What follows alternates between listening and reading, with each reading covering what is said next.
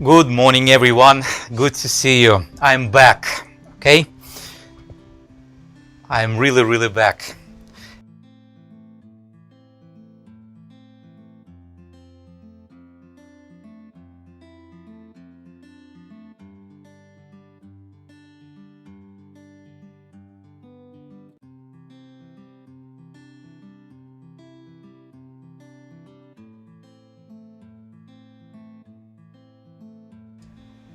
And what I've done, my apologies if you didn't see me, but anyway, so that is some of the work I've done this week pretty much, and that's what I'm working on. I know it looks a little complicated, but I love complicated stuff. Some of you asked me previously if I carved some sculpture or human face or animals and so on, but yes, I've done it. But I really love carving flowers, okay? I really love flowers. I don't know why, just as complicated probably as any other form of wood carving. And especially if you took one of my class, and I was actually last week in Tampa, Florida, School of Woodwork. It's a really unique place, I should say, okay? It's a beautiful area. It's close to downtown, like a historic building. It's really nice. Of course, I live on the other side of Florida, on the East Coast, in the Palm Beach County, and it takes me about 4 hours of driving, and it took me a while to get there last week. We had such a heavy rain, and just to cross the whole Florida from East Coast to West, it was a little challenging. And some of you actually have been in my class. It was actually a unique class. We worked on a unique project. It was a project actually for the furniture. Let me show you one, okay? Let me pull what we worked on, and I'll show to you. So right here, okay, so that is like only 1/16 of an inch deep. The deepest spot, it's about 3 millimeters, like 1/8 of an inch, maybe a little more, just a couple spots, but it was really unique and nice. And I kind of like that project. I really love it, I should say. Okay, but anyway, good morning, every one of you. Okay, I see Carl, Sergio, Celso, Julie, Danila, and Ernie. I saw people before. David. I can't even mention all the names. I see there's people on Facebook, people on YouTube. I do have a Twitter also live stream.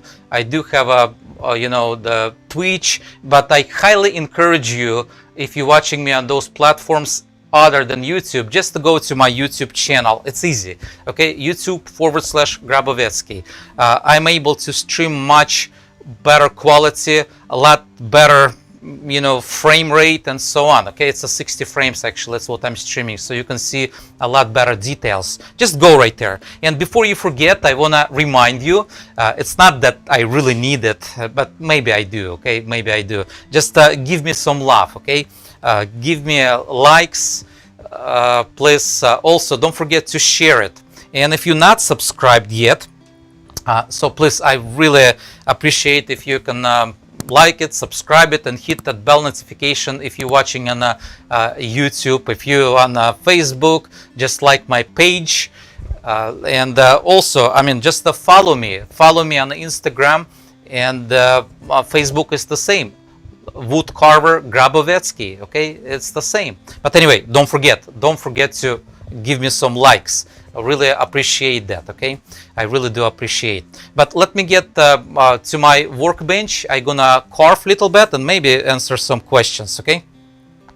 And I really appreciate every one of you. Mark, good morning. Good to see you. I'm gonna see you later. By the way, like I said, last week I was teaching in Tampa, and I counted actually just in month of May, I missed more than I expected. I actually missed 4 classes. Some of them were canceled, some of them were postponed. Okay, so we're talking about Indianapolis Mark Adams School. And now we are rescheduling to catch up that May class, which was completely sold out. I mean, there's actually 2 classes, 1 week, and there's going to be weekend class, but we're rescheduling right now for July. Okay, so end of July of 2020. So that would be a week starting July 20, and that's going to go all the way to July 26. It's including 2 classes, the whole week, 5 days, and there's going to be weekend class. Okay, so hopefully I'll see you there. And I know it was sold out, but check it out, okay? Because I suspect not everyone who already been part of my class in May, they're not going to be able to make it. I don't know, okay? But the same happened in pretty much in Tampa. So we had some cancellations because of the coronavirus and so on, the travel restriction, and I did not expect to have a full class, but to my surprise it was. Okay, so all benches were taken pretty much, whatever the benches they have, and we had a really excellent group of people, and it's every time for me, it's actually really, I honor, and I really do appreciate, those groups of people. Yes, I'm teaching, but, people coming, they actually already established woodworkers. Sometimes they already known people. We had a couple guys, they really known actually to the world pretty much in woodworking world. A really beautiful group of people, really nice, talented people. So, and we've done some of it. I mean, we've done some of the carving, of course, besides the lecture. Okay, so yes, Mark, you saying the classes just started back in June 1st in Mark Adams School. That would be July. So check today, because we just agreed yesterday. I had to check my schedule, and I was open in July, end of July, and we communicated with Mark Adams, the owner and the founder of School of Woodworking, Mark Adams School of Woodworking in Indianapolis, Indiana.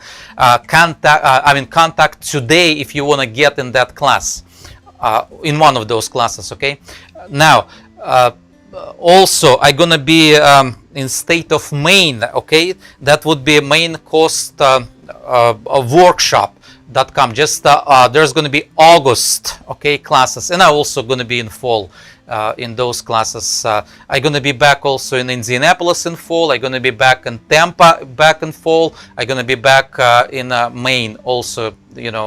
Hopefully I'll see you there. But anyway, let me jump to carving. Okay, good day to you all. Good to see you. That is wonderful that I'm actually able to catch up. But I'm gonna work, if you okay, and let me see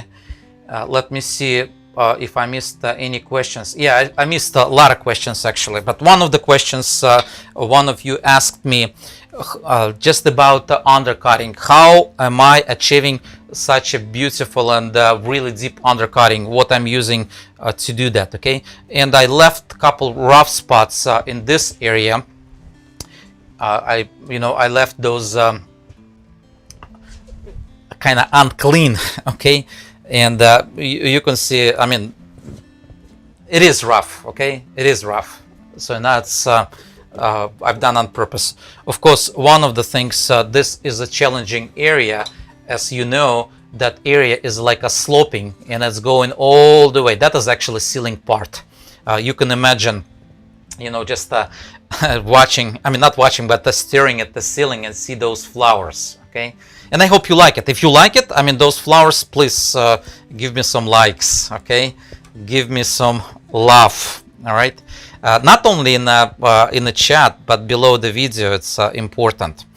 But if you want to know how I do those flowers, you really have to be part of my school. And if you're not part of my school, I highly suggest to check that out. It would be schoolofwoodcarving.com, schoolofwoodcarving.com. And just to check that, and I do have a like a sashimi flower project right there, which I'm working actually specifically flower by flower.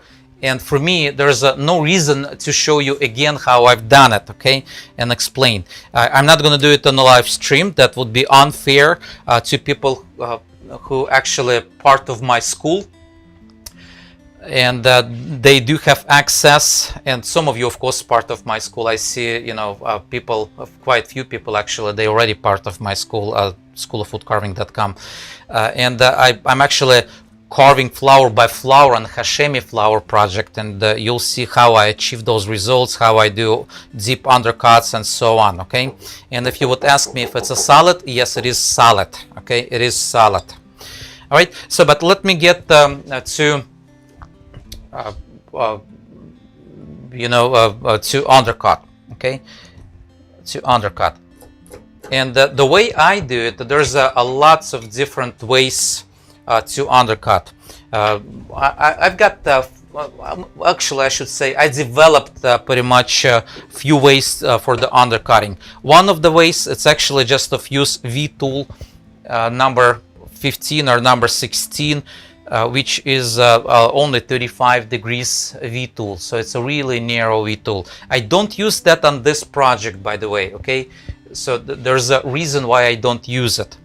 This project, for me, it's actually authentic project to the Venetian era, to the Venetian period, and they just didn't have V-tools. But V-tool is actually excellent tool. If for other projects, what you can do, you can lay right on the side of the tool pretty much and start undercutting, and you can achieve really beautiful results, okay? And you can get right to the edge with the V-tool. Okay, again, it's not just any V-tool. Probably you should know those numbers. Okay, there's a V-tools like it starts with the number 12. Okay, number 12 V-tool would be normal 60 degrees. Number 13 would be 90 degrees V-tool, and there's so on. There's going to be there's a 90 degrees, 60 degrees, 45 degrees, and there's a 35 degrees. Okay, so number 15 would be 45 degrees, 45, and number 16, which is my favorite V-tool by file, and that would be this one right here. It's a 35 degrees V-tool, 35. Okay, so really beautiful V-tool, and you can just get underneath and little by little excavate that. Okay, little by little just excavate that. Carl is saying flowers are exquisite. Okay, that's wonderful. Thank you very much, Carl. Okay, let me see what's the question. Alex, how does a person carve a sense of emotion into their carving that the others can see and feel? From Reach Frog, I guess it's Richard, I think so. Okay, maybe I'm wrong, but anyway, for me personally, carving is more than just take a gouge and dig inside of the wood. Okay, you actually put some emotions already in a carving, and you carve, and you love what you carve. Okay, one of the challenges what we had in a class, people thought if it's a low relief carving, like we're talking about, we carved only about some of the areas, only like 32nd of an inch carving right here. You can see that acanthus, it's only 32nd of an inch deep. All right, it's not done, by the way. I didn't my goal in school not to get done personally those projects, but to show the techniques. And it looks easy, like 1/32 of an inch. We're talking about 1 millimeter, people, deep. Okay, 1 millimeter deep carving for the furniture, and it takes patience. Okay, and that question about emotions, while you carving, you actually developing patience. Okay, and when you're developing patience, it leads you to other emotions. You start loving what you do. Okay, but the patience is first. It's just like in family. Okay, when you get married, the first couple years you develop patience. Not me, of course. I never had any problem like that. But you people, most of you maybe even older than me, you know what I'm talking about. And the first years, just like developing patience, and after a few years, it's a true love. Okay, when you really don't, you stop even fighting. Most of you getting older, I guess, but it's not that. Patience, and then the true love. Not just emotions when you met and you feel hormonal, whatever gauging problem. But anyway, so let me carve. Okay, let me carve. Okay, if you do have any questions, please go ahead and freely ask me. There was one of the questions about if I'm gonna have a time to explain why different manufacturers actually using different marking for different gouges, and I had the whole stream actually pretty much based on that. And let me just copy and paste that link in the live stream, and you can follow that later on. Okay, that was actually about the charts and understanding the sweeps and so on. All right. Oh, Carl, thank you very much. You call me wise man, and I do believe with all of my heart, if you are a wood carver, of course you automatically become wise based on a verse of the Bible. Okay, verse of the Bible I really really like. Okay, so it says actually God filled him with the spirit of knowledge, wisdom, and understanding. And wood carving is a lot more than, just like I said before, digging wood. But anyway, so number one, what I said about the undercutting, how to get clean results, just use really narrow number 16 if it's a file, Swiss made tools, 35 degrees. Okay, Celso, thank you very much. But like I said, in this case, on that project, I don't use any V tools in all, because I really, talking about wisdom. All right, so this project, it's a for real client, and we're talking about not just a high-end client. It's actually the top of the top, and they do have people working for them, like architects and so on, and they really know what they're looking for. Okay, and the reason why I'm working on that project with a more authentic way, than sometimes I can cheat with other tools, but this one I can't. People should come to this piece, look at that piece. I'm talking about professional, I'm talking about real professional people would look at that piece, and they just examine it, and they're gonna examine all the tool marks. That's why I'm actually leaving some rough spots like they would do it. Okay, otherwise I would just probably do a much cleaner, but I want to make sure when they look at that piece, they say, oh yeah, that looks really authentic. They wouldn't even see the difference when it was made. Okay, the only difference would be who's better, me or those people who used to live back then. Okay, the second method, I'm using a number 11s a lot. And it's a U-shape. Okay, so it's a U-shape tool. All right, when you look at it, and I'm not sure if I can show that closer to you. you know, that it just looks like almost like a letter U, okay, like a letter U. So that is my preferred way of undercutting in this project.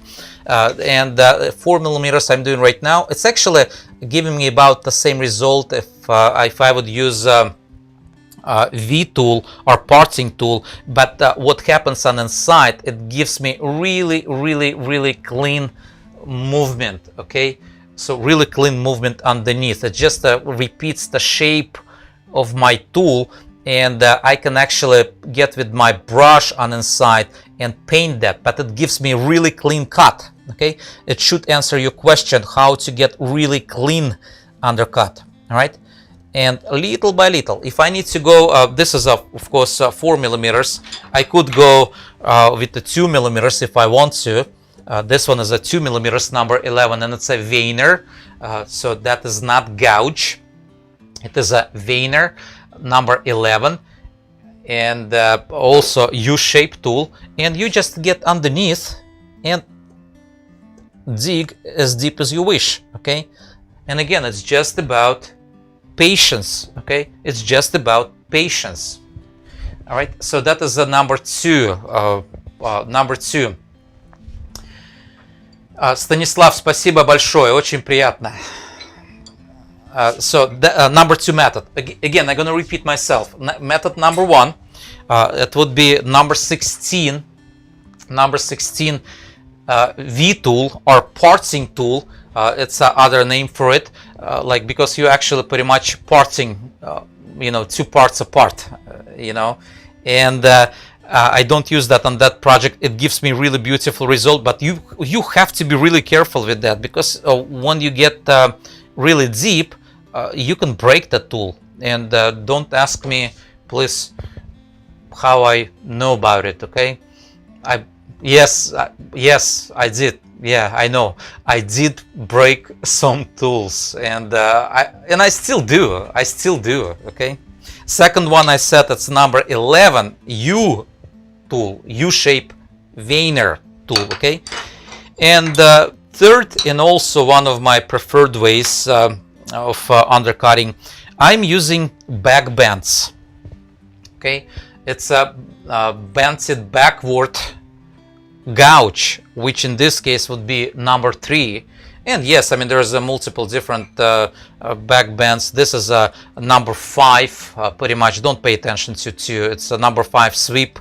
So we're talking about curvature, and also this one is a skew. And yes, I did modify that. I really like the idea that I can actually just push.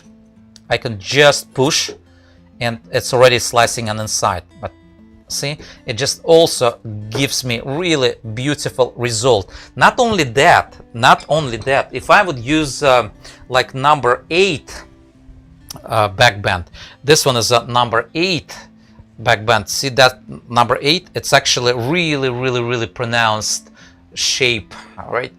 So we're talking about the number 8 sweep. So what I can do, I can actually place it on a side like that, you know, my tool, and I can create the dome effect on inside. Okay, it just gives me that dome effect. It's just going to follow the tool, and what's going to happen, I'm not sure if you're able to catch it or not. Take a look, see, there's a shadow. Even if I have a bright light, but there's a still shadow, really deep shadow underneath. Unfortunately, camera position doesn't show that, but there's a really deep shadow. Maybe you can catch a little bit. Maybe just let me try. Let me try to block some of the lights, and you can see it. Here you go. See that line right here? Right there. Okay, so that is a shadow. Just because I created dome on inside. Okay, so that is a third way I achieve really good results.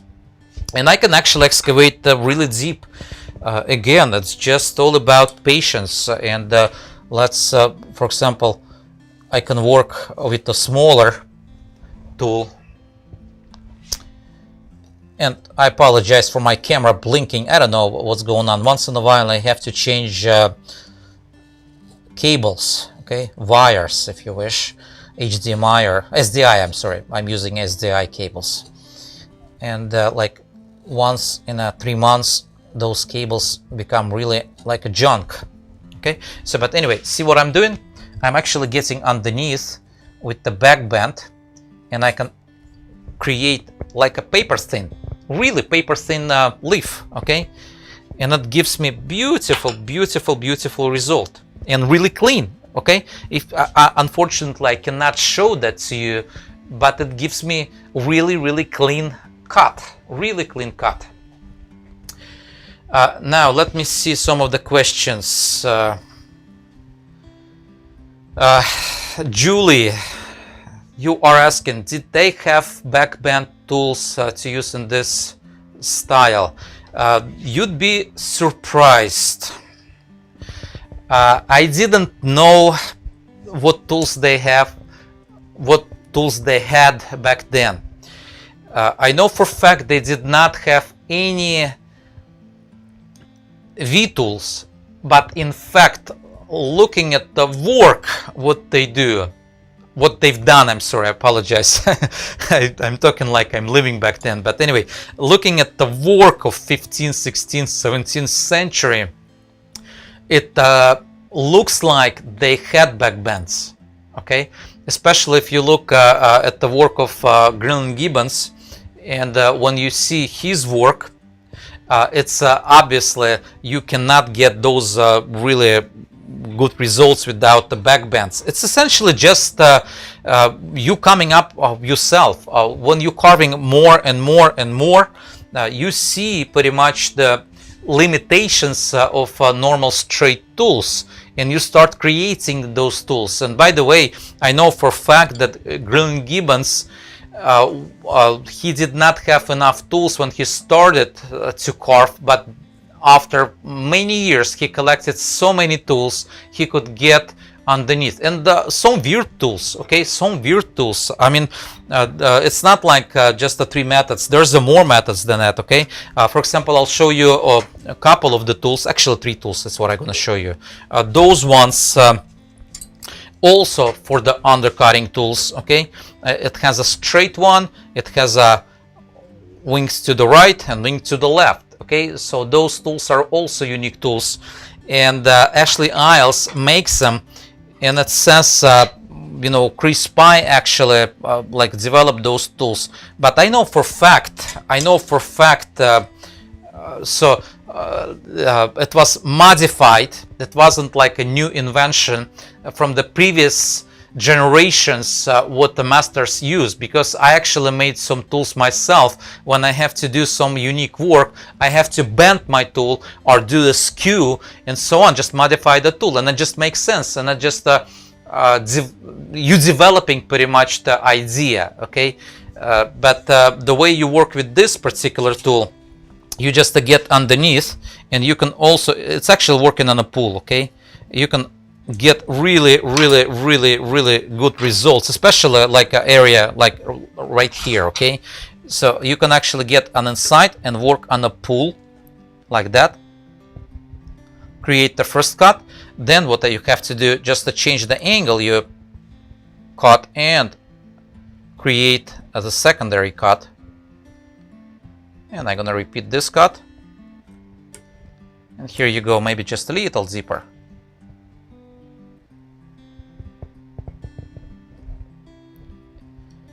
And I'm gonna remove it if I'll be able to remove it, because I'm creating really deep cut, and you can create really extreme undercuts with this tool. See that right here?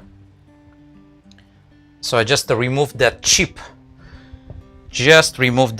right here with just that tool. So which means I got really deep undercut, about I would say like 5 millimeters. That's what I got, okay, about 5 millimeters in. Hope it makes sense. David is asking about Tormek gouge jig. Okay, the Tormek gouge jig, better than a short tool jig. So let me pull those jigs, and you are asking about those 2 guys, as I understand. Please correct me if I'm wrong, okay? So David, are those the tools you're asking? So there's the two of my favorite tool jigs for the sharpening. And if you're asking if this gouge jig is better than that one, it depends probably just on the tool. Okay, so this one has some limitations, and you'll see that it has limitations when you certain tools you cannot go all the way to the edge with this jig. Okay, with this jig, so it's almost impossible. But that jig right here, just because it has a really good smooth rotation, you can get pretty much to any sweep. Okay, so if I would have a choice to buy, you know, that one or that one, of course the best choice would be get both of them. Okay, it depends on the size of the tool. See, take a look at the opening. All right, so this one has a slightly smaller opening. This one has a little bit bigger opening on inside. Okay, so you can fit bigger tool in it. But if you would just buy one jig, I would just recommend this one. Okay, that would be probably the best option. Okay, so because it has a really good rotation movement. All right, hope it makes sense. All right. Oh, muchas gracias, Talista. Okay, so now let me get back. And oh, by the way, if I'm showing you some stuff while I'm carving or explaining, links below. Okay, just to go in description. There's links below to the products I use, but the most important link would be my Amazon influencers store. Yes, I do have a dedicated page on Amazon, and whenever I like some stuff, what I use, actually I place right there, including those jigs. And that store would be amazon.com/shop/woodcarver Grabovetsky. Okay, same like Facebook and Instagram. Again, amazon.com/ which is, you know, that thing, and shop again / and that would be woodcarver Grabovetsky. Okay, so you can find all of the stuff I use. All right.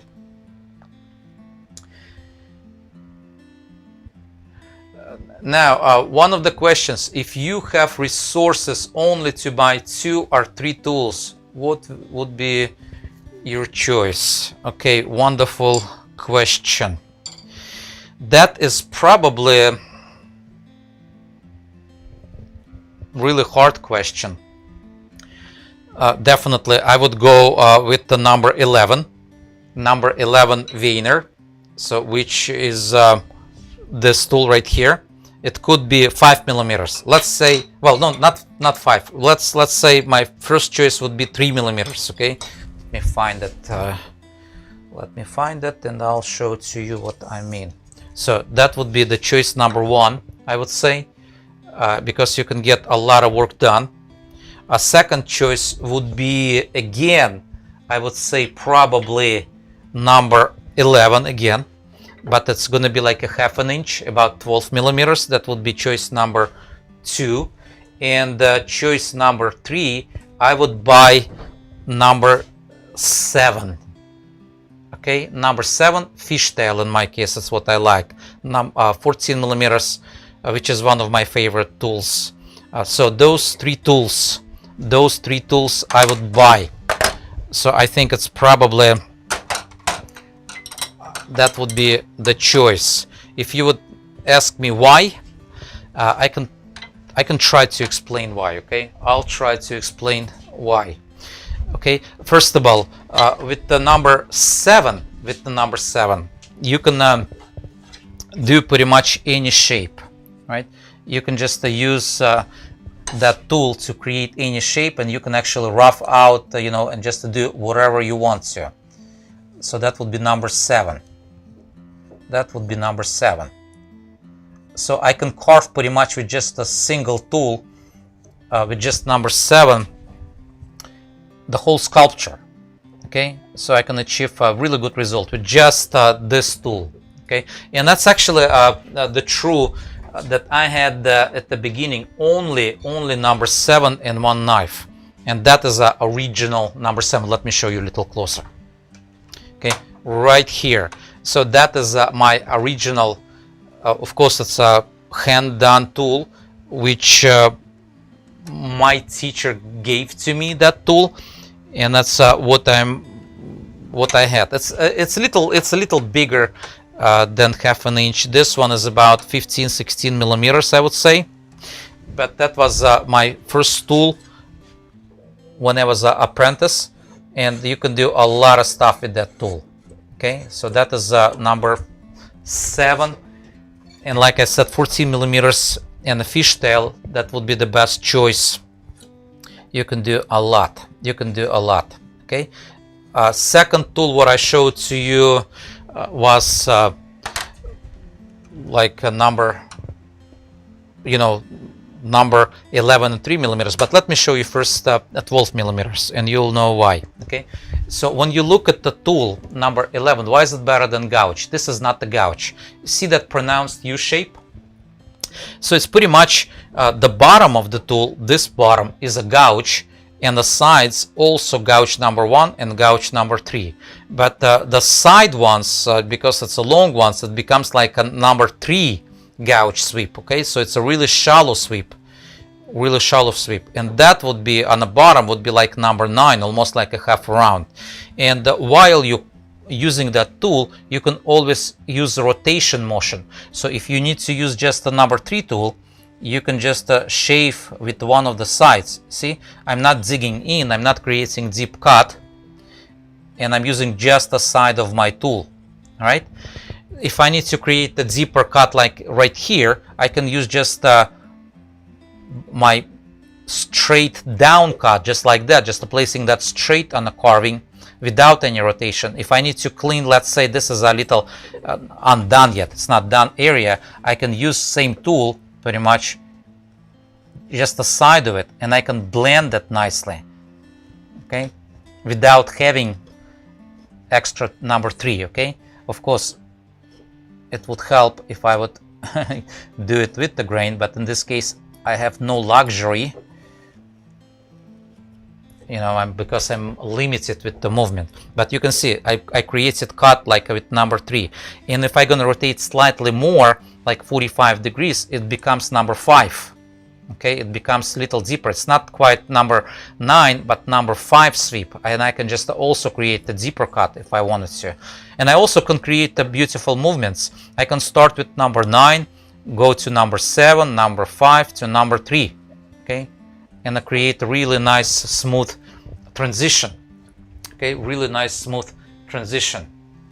All right, and another tool would be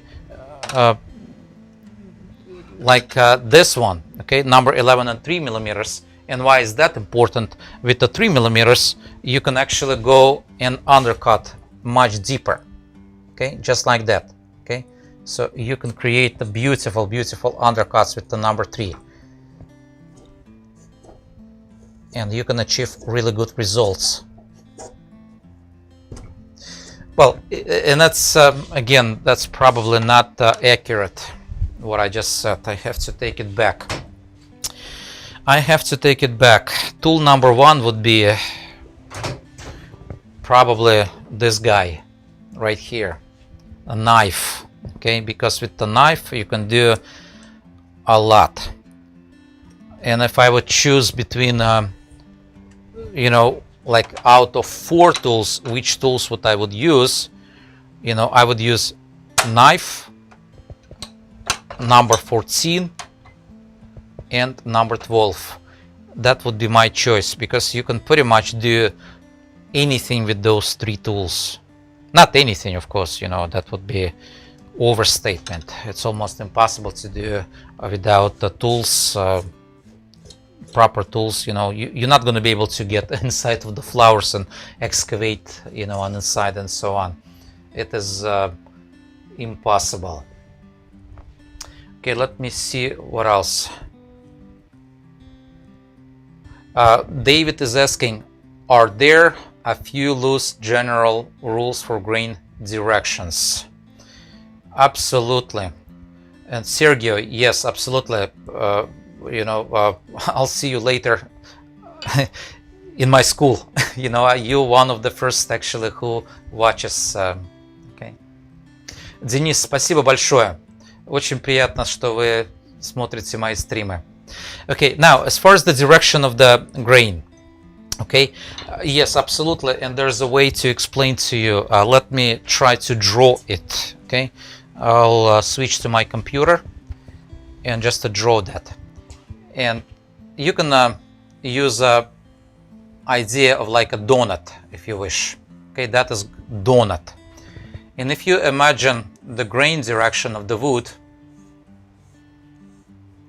it would be something like that. Okay,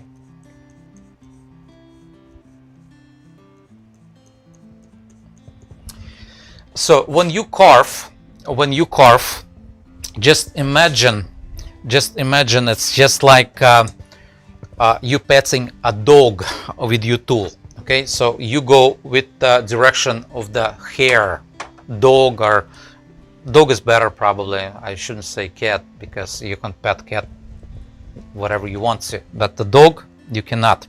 So you can only pet the dog with the right direction. So see, just imagine those lines are just like a hair. Okay, like a hair of the dog. So that is the grain, right? And when you start in carving, you always start from upper position. So that would be upper position. Right, and the direction of the cut is supposed to be just like with the dog pat. Okay, you just cut slicing out just like that. Okay, so same like with the dog, right, until approximately middle point right here, and it changes the direction. If you would continue to do the same cut like that, that would be a big mistake, because you actually patting the dog against the grain, against the hair. So that would be a big, huge mistake. So you have to start your carving right at this point below, right on the lower point, right this point. And the direction of the cut would go that direction, right here. Okay, going all the way to that midpoint. And again, imagine that grain, same like a dog hair, and of course it applies to that side until the middle point, and applies up down cut also, exactly the same idea. So you actually slicing out the grain. Okay, when you're carving on inside, your upper point becomes like, let's say on the right hand side point. What direction would you cut?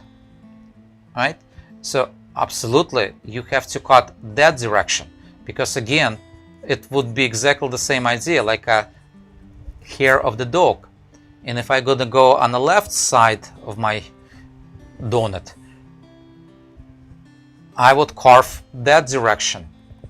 All right, because again I'm just slicing this out, and I'm gonna go upward in this case, because again that would be with the grain, and this way it's also gonna be with the grain, right?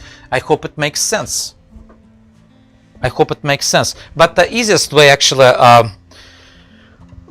you will find that when you're working with your wood, so you'll see how clean cut it produces. Okay, because when you're carving, you can see the shining, how shiny it's going to be, the cut itself. Okay, if it's carving with the grain, your result is going to be almost like finished. When you're carving against the grain, if you look in this area, which in this case I did against the grain because I do have a limitation and I cannot attack from opposite side. But take a look.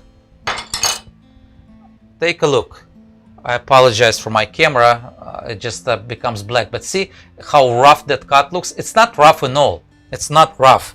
It's just a cut against the grain. And I can prove it to you, it's not rough. If I can just smash those fibers together, it becomes pretty much shiny, right?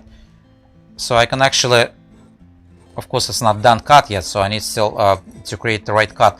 And why I did against the grain in this case, because like I said, I have really the true limitation. I cannot carve with the grain. There's no tool I can stick right here.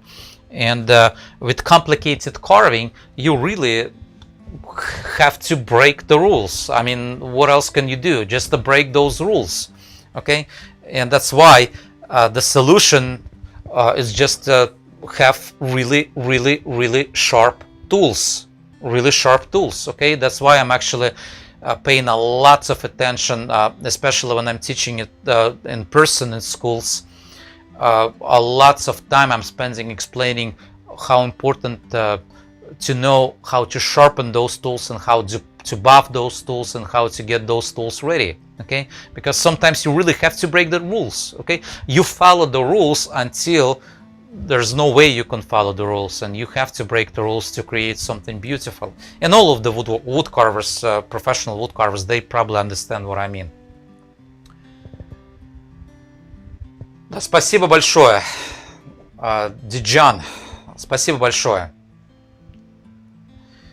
Okay, let me see what I missed.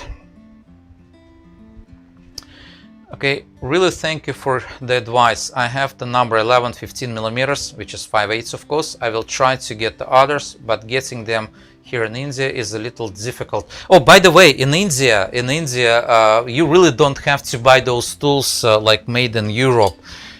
So there's right in India, there's still possible to get local tools, and they still really good. I mean, those Indian people, they really carve really beautiful. They Shishan wood, it's what carved in India. Okay, Shishan are northern India rosewood.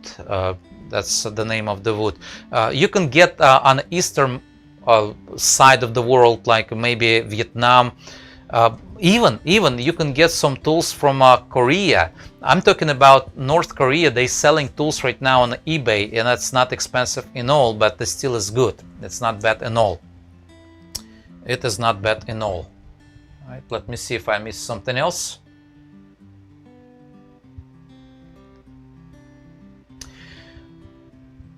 Lauro is asking, so Juanpa wants to know which kind of wood are you using. I'm using, I probably should write that in every video. I'm using right now American basswood. Okay, American basswood. It's equal to the lime wood in Europe. It would be equal to linden wood in Germany, and that would be equal wood to Lipa in Russia. Okay, so that is a basswood. Basswood, that's the best for the projects like that. It's not like one of the woods you can carve. You can carve a lot more wood, but this is the one I like. Let me see if I missed something.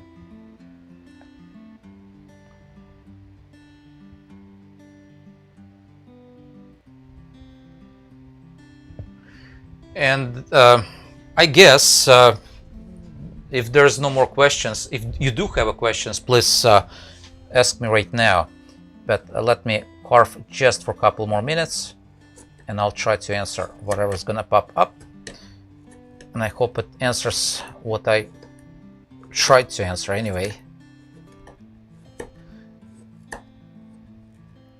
And see how deep undercut I got right here.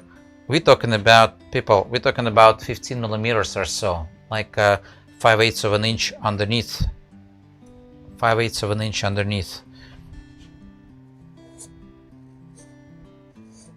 But you have to be careful. You still have to create, you know, it has to be solid. Okay, you don't undercut as much that you can break it. So it still has to be really solid. Okay, Carl is asking, when will you be live stream again? I'm streaming now. Okay, I'm live now.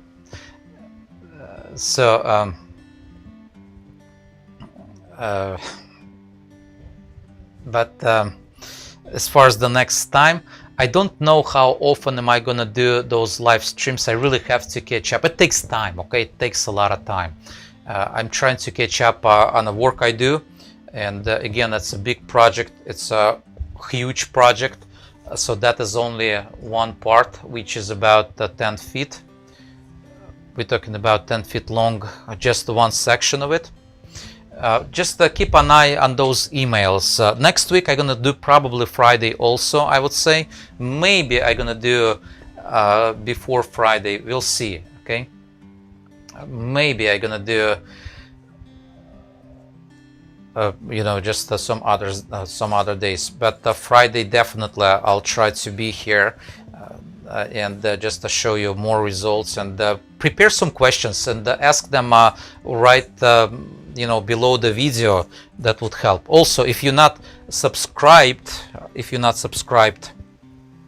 I would highly recommend you to subscribe right now. Like it, okay? Don't forget to like it and subscribe it, and don't forget to hit that bell notification and choose all the notifications. That way you're not going to miss my live streams if you like those live streams. And yes, I mean, give me please some, you know, love, okay, and also some likes, okay, and I really encourage you to go to, probably the best would be to go on YouTube if you're watching me on Facebook, and just it's much better stream on YouTube. And I forgot to say that my name is Alexander Grabovetsky. For those of you who don't know, I'm a wood carver. I'm carving pretty much every day, okay? So wonderful people, stay safe, have a wonderful day, rest of your day, enjoy weekend. So blessings to all of you, and happy Father's Day to those of you fathers or just about to become father or grandfathers. I'm a grandfather also, so I have a beautiful granddaughter. Don't forget to buy some tools, you know, on Father's Day. That's the best gift anyway, so don't forget, and have a wonderful rest of this week, okay? Have a good one.